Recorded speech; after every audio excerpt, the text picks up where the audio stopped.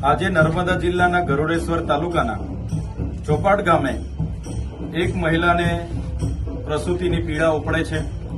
ગામમાં રસ્તાની સુવિધા ન હોવાના કારણે ત્યાં એમ્બ્યુલન્સ પણ પહોંચી શકતી નથી કે કોઈ આરોગ્યનો સ્ટાફ પણ પહોંચી શકતો નથી।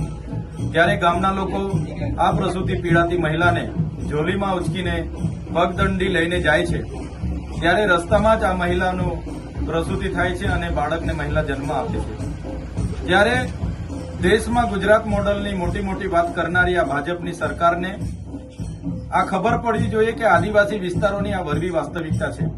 જ્યાં તમે 3000 કરોડની સ્ટેચ્યુ ઓફ યુનિટીની પ્રતિમા બનાવી છે, એ જ સ્ટેચ્યુ ઓફ યુનિટીની પ્રતિમાથી 10 કિલોમીટરનું આ ગામ છે। આજે પણ આ વિસ્તારોમાં શિક્ષણ હોય, સિંચાઈ હોય, આરોગ્ય હોય, પીવાના પાણી હોય, રોજગાર હોય, તમામ બાબતો આજે પણ આ વિસ્તાર વંચિત છે।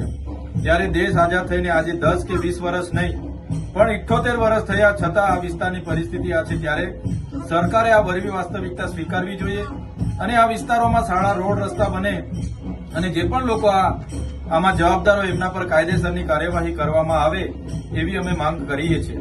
આવનારા દિવસોમાં આ પરિવારની મુલાકાતે પણ અમે જવાના છે। ત્યારે સત્વરે સરકાર યોગ્ય કાર્યવાહી કરે એ પ્રકારની અમે માંગ કરીએ છીએ।